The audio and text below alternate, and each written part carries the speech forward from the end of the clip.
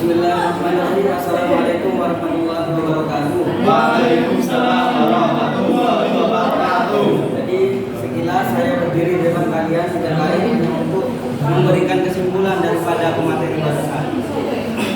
Bismillahirrahmanirrahim. Tentang dinasti Fatimiyah. Dinasti Fatimiyah pertama kali dikonsolidasi di Afrika Utara sama Tunisia pada tahun 909. Siapa yang mengkonsolidasi pada waktu itu? Ada yang tahu? Konsolidasi. Yang meresmikan konsolidasi. Ada yang tahu?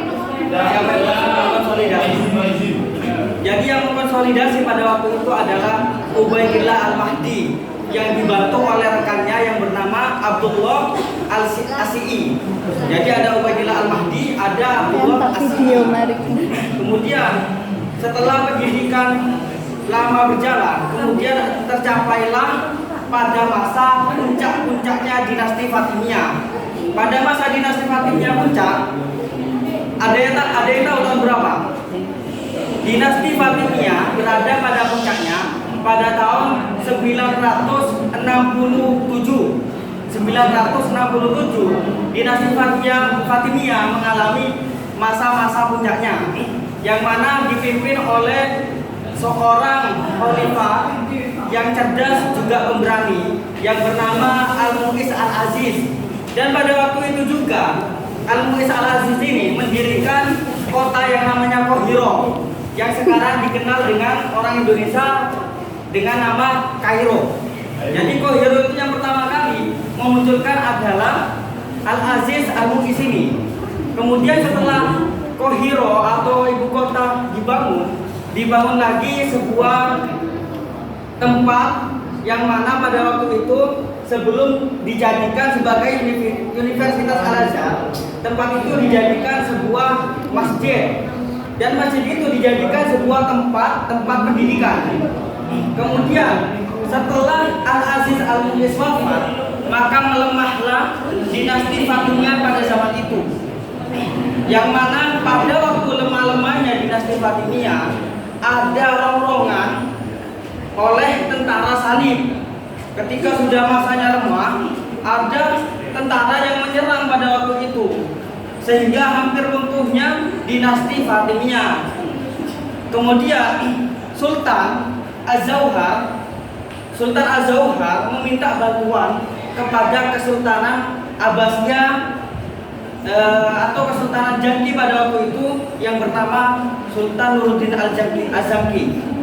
Jadi mereka meminta bantuan karena sudah tentara salib itu sudah menyerang tempat mereka dan mereka itu sudah ada kuat, banyak konflik di tengah-tengah keluarganya, banyak orang yang menginginkan tahta. Akhirnya Sultan Az-Zawhar ini minta Sultan Zafir ini meminta bantuan kepada Nuruddin Jangki, yang pada waktu itu Sultan Nuruddin Jangki mengutus Salahuddin Al-Ayyubi dan pamannya yang bernama Sirku. Jadi Salahuddin Al-Ayyubi sama Sirku pada waktu itu membantu tentara atau membantu dinasti Fatimiyah. Tujuannya untuk apa? Persatuan Islam. Jadi Salahuddin ini Sunni tapi membantu Syiah. Kemudian pada tahun 1167 pada waktu itu tentara salib itu hampir menguasai dinasti Fatimiyah, sedangkan konflik di internal keluarganya itu sudah mulai membesar, sehingga Nuruddin Jangki memutuskan daripada konflik ini berkepanjangan sehingga konflik ini menimbulkan bencana untuk seluruh umat Islam, sehingga dapat menguasai dinasti Fatimiyah. Akhirnya Nuruddin Jangki mempunyai ide untuk menguasai saja dinasti Fatimiyah di Mesir yang dipimpin oleh Salahuddin Al-Ayyubi. Jadi Mesir itu sudah ditaklukkan oleh dinasti Ayyubiyah pada waktu itu. Pada waktu 1167 dan berakhirlah kekuasaannya pada masa 1171. Berakhirlah pada masa 1171 Masehi. Jadi habislah dinasti Fatimiyah pada waktu itu. Salah satu pendidikan yang terkenal pada dinasti itu yang berdiri sampai sekarang adalah Universitas Al-Azhar.